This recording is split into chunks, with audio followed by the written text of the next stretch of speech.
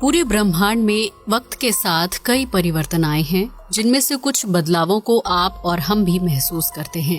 ठीक इसी प्रकार जब धरती का विकास क्रम शुरू हुआ तो उसे भी कई तरह के बदलावों से गुजरना पड़ा। इन्हीं बदलावों के परिणाम स्वरूप धरती पर जमीनी हिस्सा तैयार हुआ और बाद में वहाँ पेड़ पौधे, जीव जंतुओं और इंसानों ने अपना बसेरा बनाया। लेकिन क्या आप ये जानते हैं कि धरती का जो मानचित्र हम देखते हैं और भारत के जिस नक्शे को देखकर हम अलग अलग राज्यों की पहचान करते हैं, उस भारत का निर्माण कैसे हुआ? यकीनन इस सवाल का ऐतिहासिक जवाब आप में से बहुत से लोग जानते होंगे, लेकिन भारत के निर्माण की भौगोलिक सच्चाई से आप सभी अनजान होंगे। तो आइए जानते हैं भारत के भौगोलिक निर्माण के बारे में, जिसके बल पर हम सभी कहते हैं सारे जहां से अच्छा हिंदुस्तान हमारा। जब दो गोलार्ध में बट गई धरती।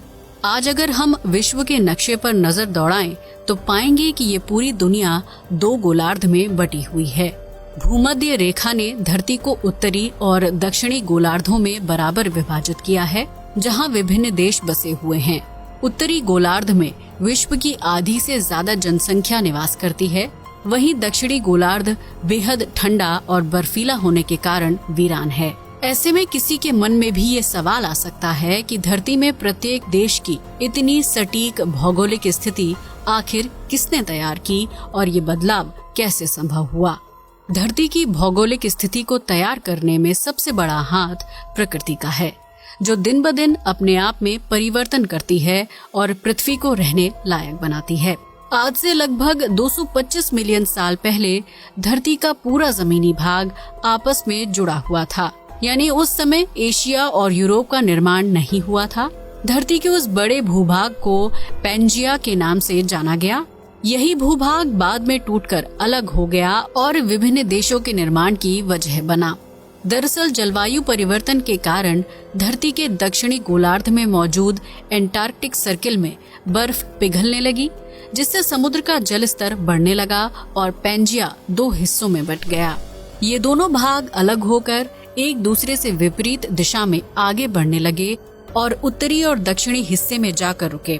उत्तरी हिस्से को लॉरेशिया नाम दिया गया, जबकि दक्षिणी हिस्सा गोंडवाना लैंड कहलाया और पृथ्वी के इन दोनों भूभागों के बीच समुद्री हिस्से को परमो ट्रायसिक नाम से जाना जाने लगा। लेकिन धरती के अंदरूनी हिस्से में अभी भी कई बदलाव होने बाकी थे, जिसके परिणाम स्वरूप गोंडवाना लैंड और लॉरेशिया के भूभाग से जमीन के कई छोटे छोटे टुकड़े टूटकर अलग होने लगे। करोड़ों साल तक चले इस परिवर्तन के बाद लॉरेशिया से टूटकर यूरोप, एशिया और नॉर्थ अमेरिका जैसे देशों के भूभाग का निर्माण हुआ, जबकि गोंडवाना लैंड से अलग होकर अफ्रीका, इंडिया और ऑस्ट्रेलिया की जमीन तैयार हुई। भारतीय भूभाग का निर्माण। भौगोलिक रूप से देखा जाए तो वर्तमान में भारत की गिनती एशियाई देशों में की जाती है, जो एशिया में सबसे शक्तिशाली और वर्चस्व वाला देश है। लेकिन करोड़ों साल पहले भारतीय भूभाग का ये हिस्सा गोंडवाना लैंड में शामिल था, यानी अगर भारत का भूभागीय हिस्सा समुद्री लहरों की वजह से एशिया की तरफ नहीं बढ़ता तो आज हम ऑस्ट्रेलिया या अफ्रीका के पड़ोसी होते।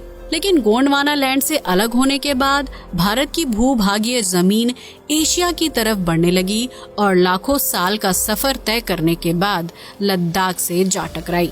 इसी टक्कर की वजह से हिमालय का निर्माण हुआ, क्योंकि जब भूमि के टुकड़े आपस में टकराते हैं तो उस टक्कर की वजह से भारी प्लेट अंदर की तरफ धंसने लगती है, जबकि हल्की प्लेट ऊपर की तरफ उठने लगती है।